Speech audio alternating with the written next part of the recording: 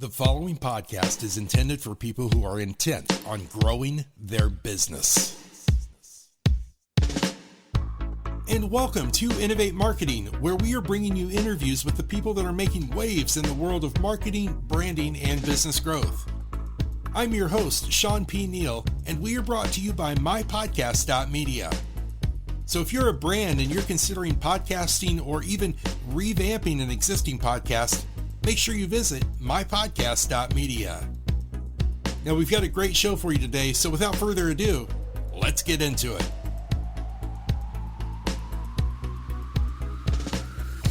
All right, thanks so much for joining me today. I'm really excited. We've got a great interview. My guest today is the president of VSG Marketing, and we're going to be talking about everything from social media to the past, present, and future of marketing and what this means to affect your business. What should you be looking out for and paying attention to as we go forward? So first of all, let me introduce you to our guest, Alex Devine.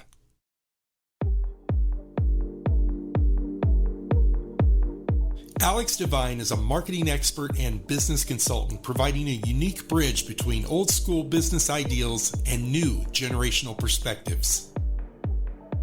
As the president of VSG Marketing, Alex leads the VSG Marketing team and provides executive oversight to all service offerings, in addition to making sure clients remain on the cutting edge of their industries. She uses technology and data insights to help companies and individuals define their sales strategy and manage their digital presence. After nearly a decade in the heart of a fast-paced agency, she's gained expertise in high-level marketing strategy, sales enablement, digital performance, and martech. All right, and Alex, welcome to Innovate Marketing. Thanks so much for being here. How's it going today? It's going great. Thanks for having me. I'm excited. Absolutely. So we've got a lot to talk about. But I think first, I really want to just kind of familiarize ourselves with, you a little bit and kind of your history here, because you come into VSG with a lot of experience, a lot of time there. If you can, just kind of walk me through. Let's start at you and I talking about Pacific Lutheran and some of the things that you did there, and just kind of what led you into the space that you're in now with VSG.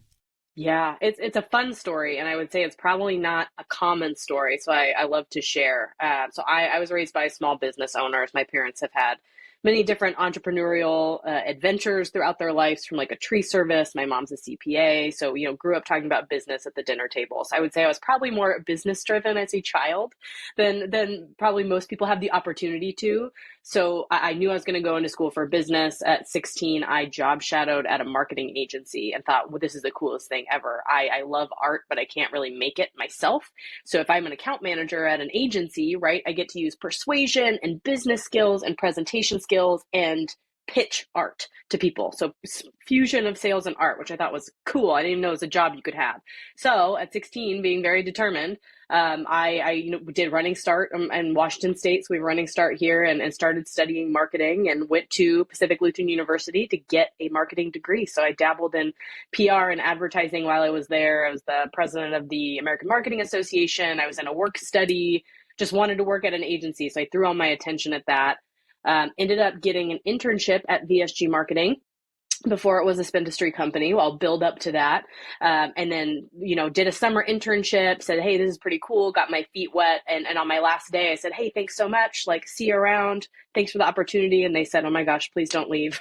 We have lots of stuff for you that we can do. So I became an account coordinator, and then quickly after that, a manager. So I came up in the agency side on the account side and client service. A lot of strategy, a lot of multiple stakeholders, advocating for the team, advocating for the client, really hone those presentation skills and just marketing strategy. You talk with hundreds of businesses year over year.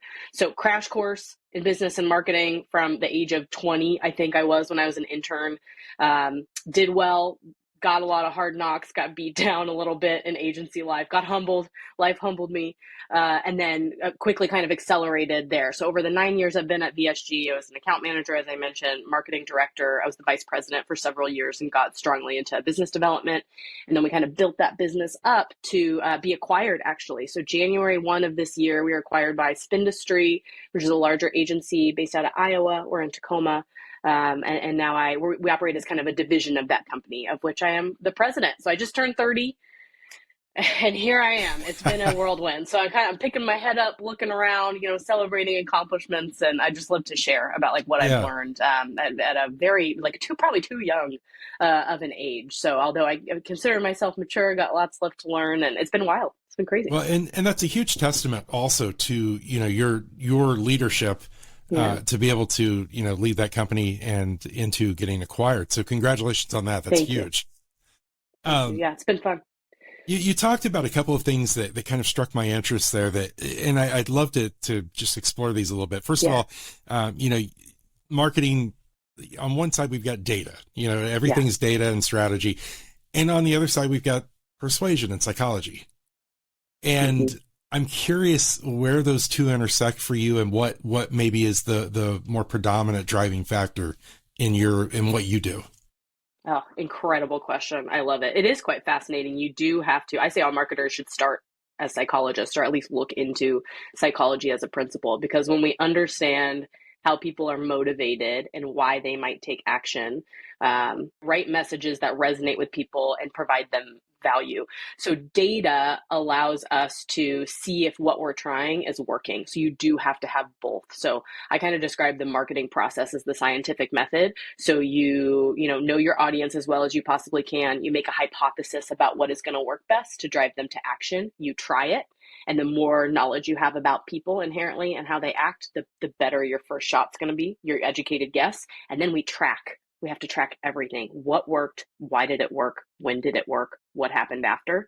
And we look at that data for key insights, and then we adjust. We make small adjustments and we tweak it. We keep a control group and we try again and we rinse and repeat. And the closer we get to action every single time, the more lucrative our marketing efforts become. So they really are hand in hand. And the insights we draw from data should be driving what we do on the psychology and really the creative side, I would say. So they go together inherently, almost any marketing you do, and sales as well. Sales is very closely related there as well. Yeah. Now, is there either one of them that you would say you lean more heavily into just personally in your own interest? Are you more driven by the psychology side, or are you more of an analytics data person?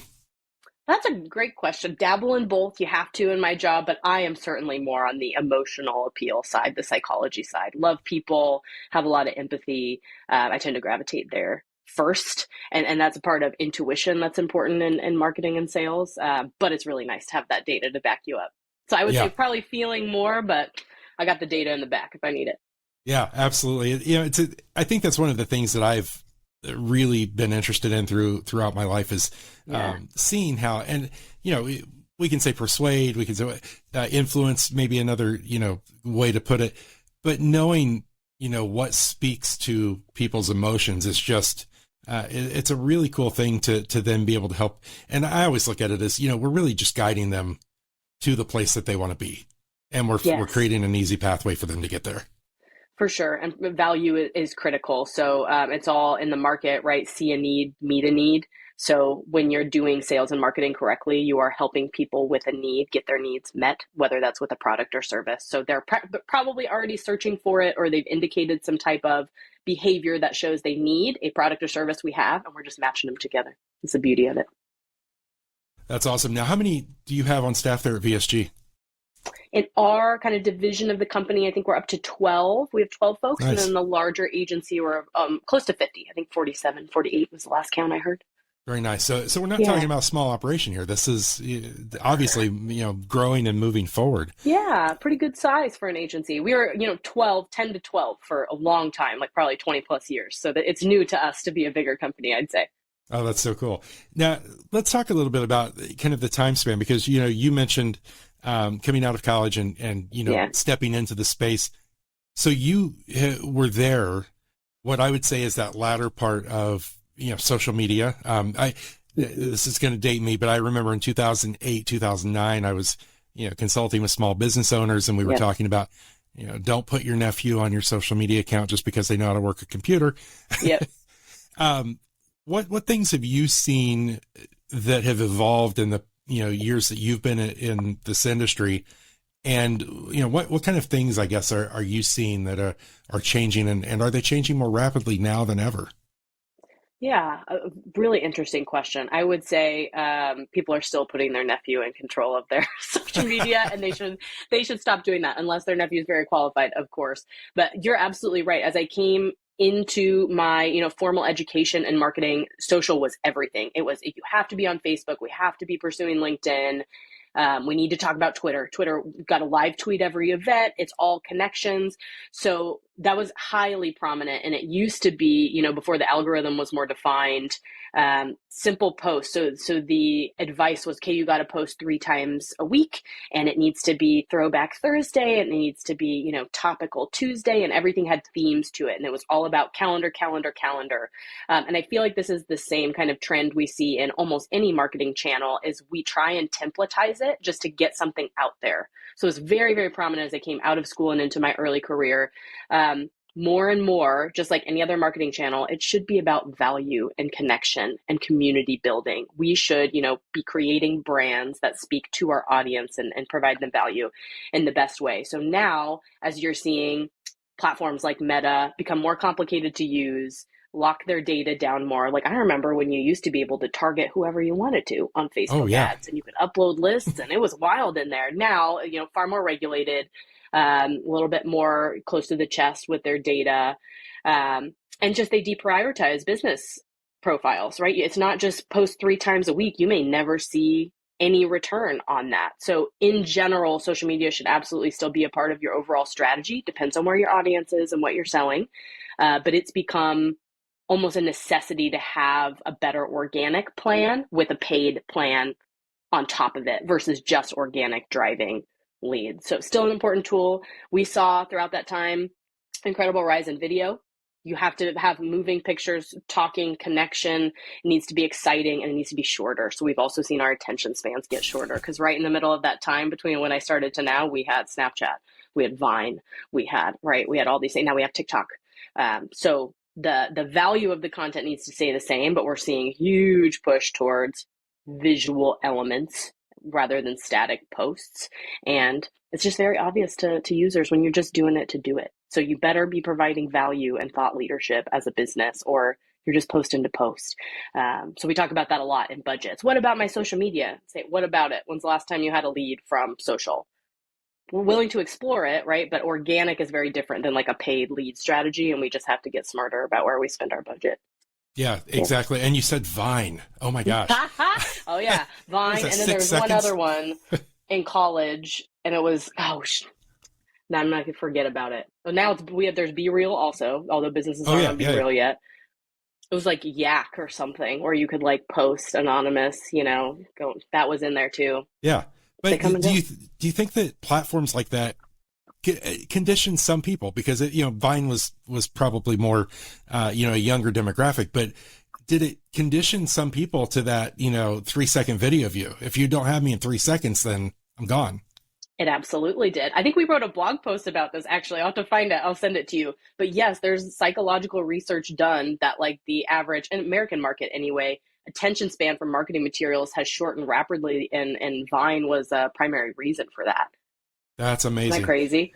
Yeah, it really is. So as we look at some of this, and I think what's fascinating, especially if we can dive into social media for a few minutes, I think what's fascinating is we're seeing the repercussions of the wild, wild west that existed, like what I was talking about in 2008 and up in when you entered the market. And we've seen the repercussions from, a societal point of view. We've seen how mass influence without structure can damage, not, and I'm not talking politically even, I'm just talking, our own self-esteem, watching, all of our friends and family post all the great pictures. And so there's a lot of noise. And in that noise, there's also now a lot of things through the algorithms that you are either seeing or not seeing.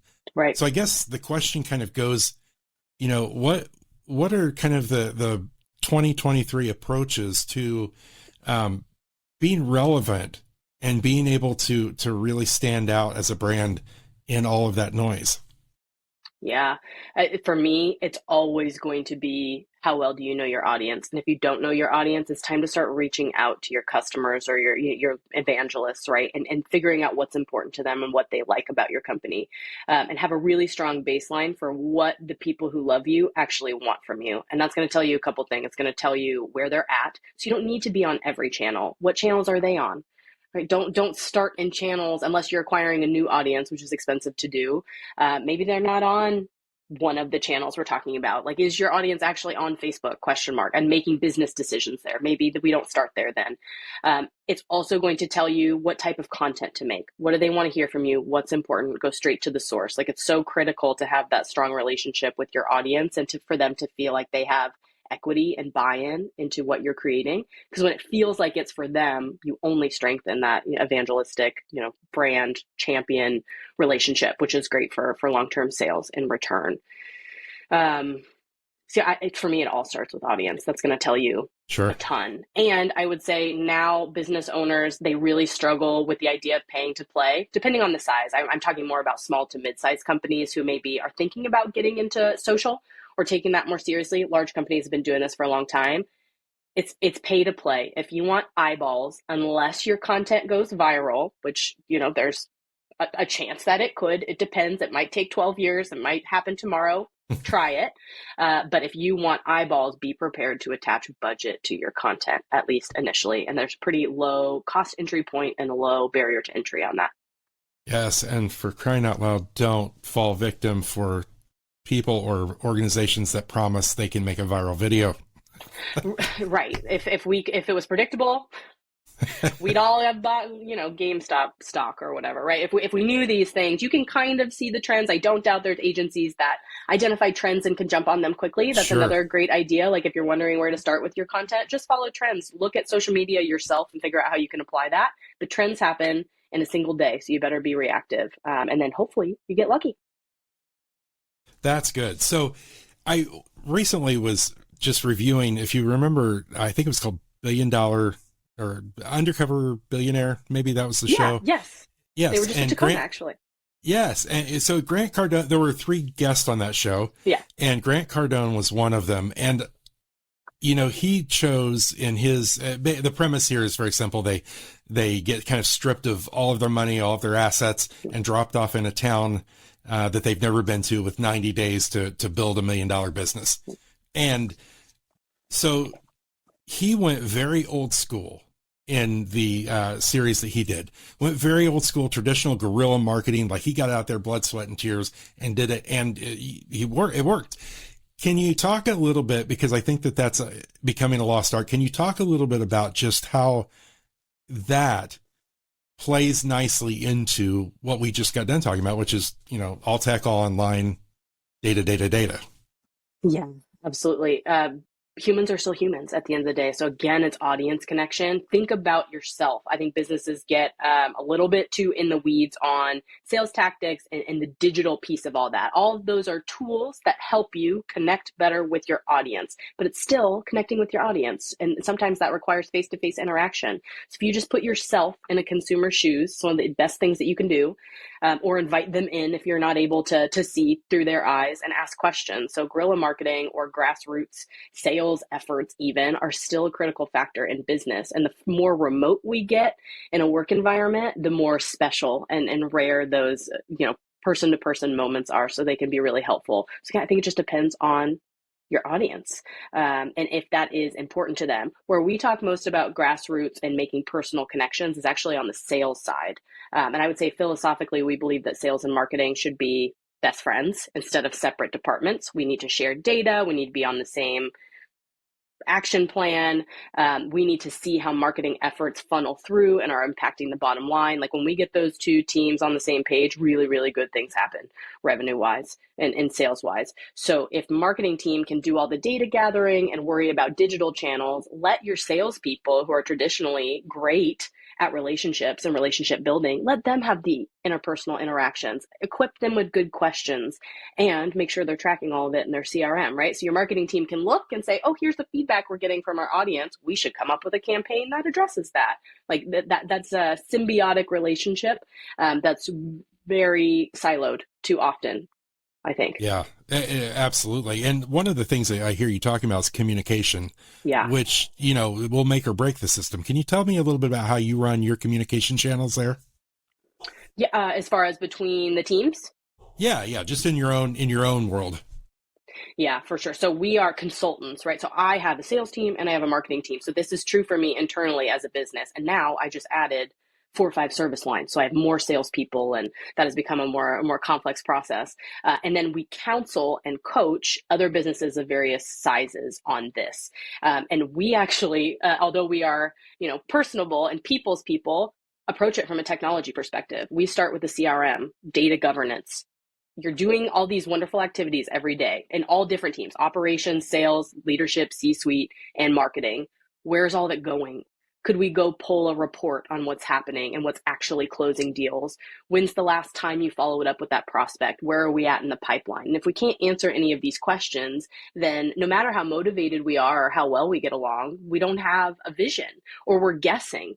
So for us, data is the basis for which we start to communicate. So a CRM is critical. Marketing automation platform is critical to log all of that, and reporting about how the company is doing is critical. So there's lots of different ways to do that, and we can talk about tech stack curation, but I should have what we call a single source of truth, where I can at least go look at where all of this is and have a direction. As far as communication, our stance is early and often. So use tools like Slack, Teams, whatever you got. Set up specific channels, making sure you're checking in and coordinating, set up weekly meetings.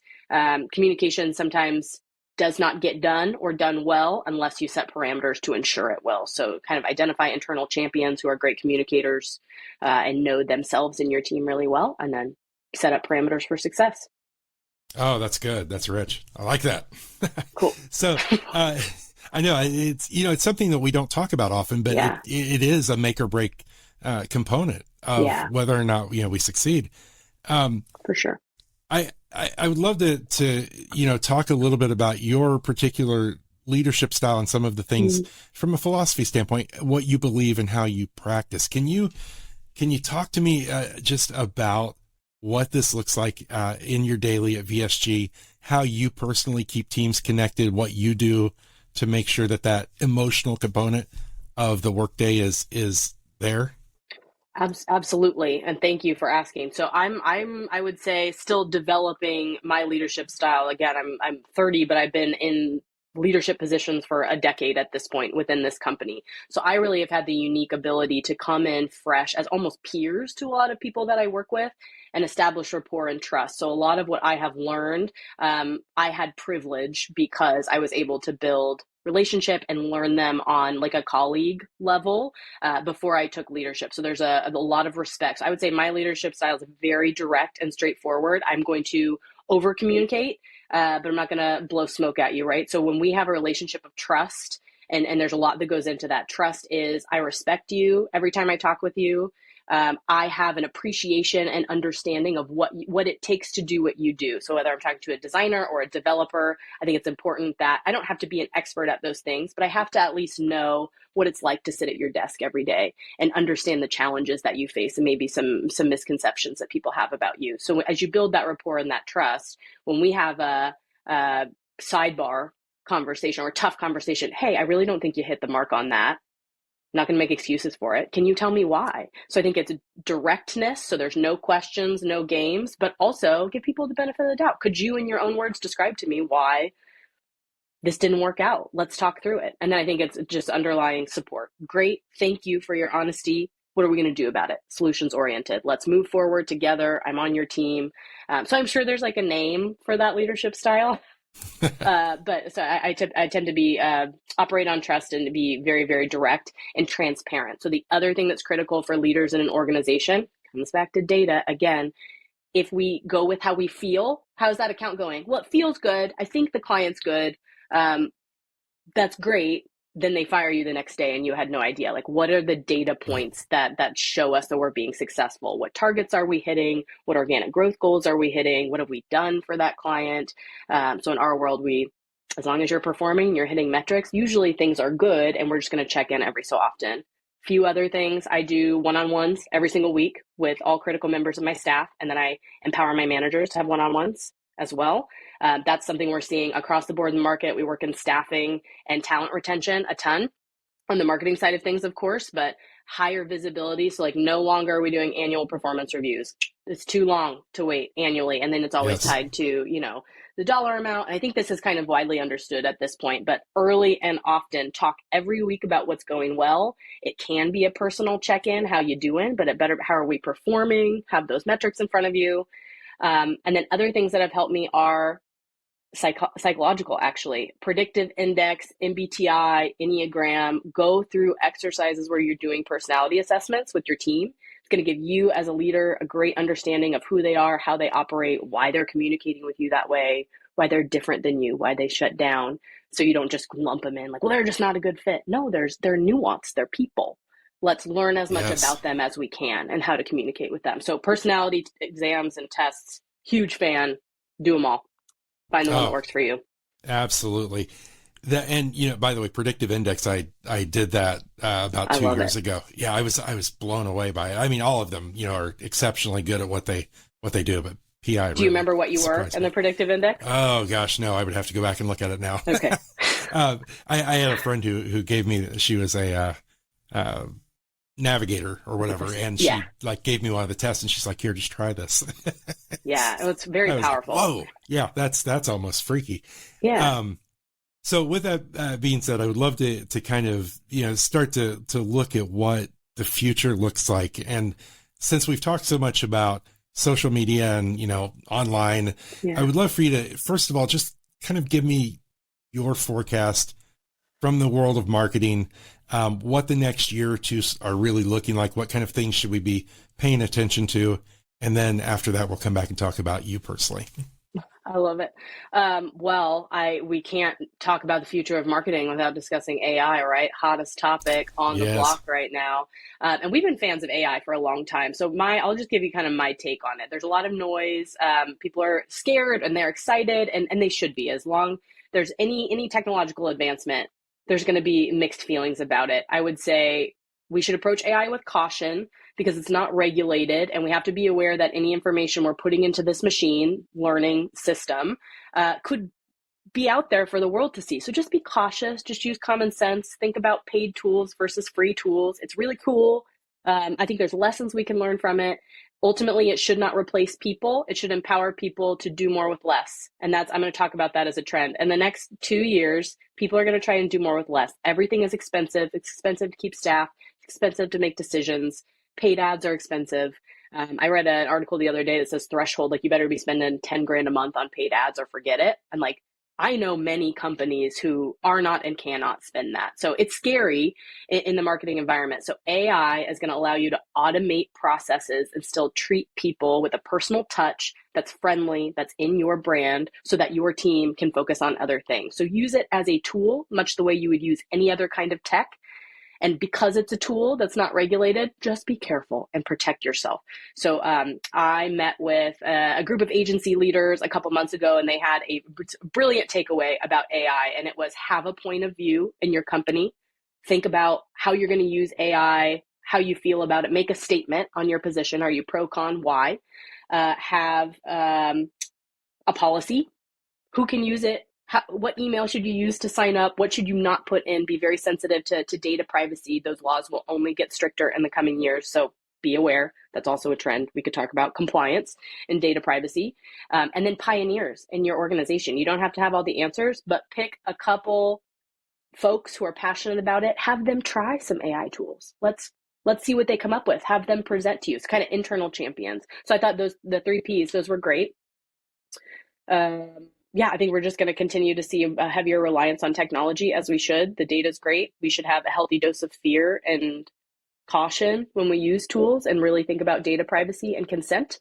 And then speaking of, users are, marketers, consumers are going to have much more control over what you can track email clicks, probably going to go away. Email opens, probably going to go away. Cookie tracking, going to be turned off. So start mining first party data now, like yesterday, because we're just not going to have the same access to data that we have. And for good reason. As a citizen, I fully support that. I would love to have the opportunity to be more private. As marketers, we're going to have to get smarter about knowing our audience, and that should start today. Yes. Does that help? Did I miss anything? No, that's great. That is great. Okay. I'd love to kind of just wrap this up with a little bit. Let's go personal and professional. So cool. What's on the market for you in the next 5 years, personally, professionally? What do you hope to see with VSG, and where do you want to go?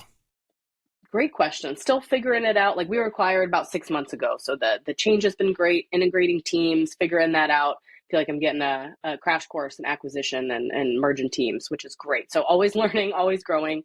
In the last probably 3 or 4 years, we have really doubled down on being a martech agency. It's what we're passionate about and where we see the greatest need in the market. So it's all applying great creative, applying great messaging, but with a strong tech infrastructure that you're not overpaying for and doesn't have a bunch of redundancies. So we execute and strategize and consult on martech stacks. So where I'd love to see that for myself and for VSG is to just further become consultants and just real people, cool people you can talk with and give you actual answers, and then can build out infrastructure, because this stuff is complicated. It's a little bit scary. A lot of people don't know where to start, or they have tools they're in contracts with. I can't get out of them. What do I do? And so I would love for VSG and Spindustry at large to be the company that comes in with care and compassion and says, hey, it's okay to not know. We're going to figure it out. Let's help you. Let's navigate that together. That's good. Yeah. That's good. Alexandra, I cannot thank you enough. You have been amazing. And I think that you are obviously just an incredible resource for people listening. So I'm going to give you a quick chance here. Just tell them where they can find you, where they can find VSG, and how to get in touch with everybody. Yeah, absolutely. And we'd love to help. So that care and compassion, if you have any questions, it applies to pretty much any business topic, not just martech. Like, I geek out on marketing and sales. Let's chat. Let's get a drink. If you're in Tacoma, we'll hang out. So you can find us at vsgmarketing.io. That's the VSG Marketing kind of division that I've talked about today. Our parent company is Spindustry. So spindustry.com is where you can find them. We're on LinkedIn, Facebook, Instagram, and that's it so far. We're managing our resources carefully, like we talked about, but you might see us in other channels soon. A large part of what we do is education and webinars and training. So keep an eye out on spindustry.com for upcoming webinars. They also have on demand. They have a beautiful, robust library of previous topics that they've kind of coached and educated on from a SharePoint perspective and marketing in general. So rich resources there. Check us out. We'd love to hear from you. Awesome. Alex Devine, thanks so much for being on Innovate Marketing. Thank you, Sean. Here are my takeaways from my conversation with Alex. Number 1, social media should be about value, conversation, and community building. Number 2, a good organic social media plan with a paid plan on top is almost essential. Number 3, if you don't know your audience, it's time to start reaching out. And number 4, data is the basis for which we start communication. Now, I want to say a special thanks to my guest, Alex Devine, for being here on Innovate Marketing, and to you for tuning in. Until we meet again, my friends, stay safe and be well. See ya.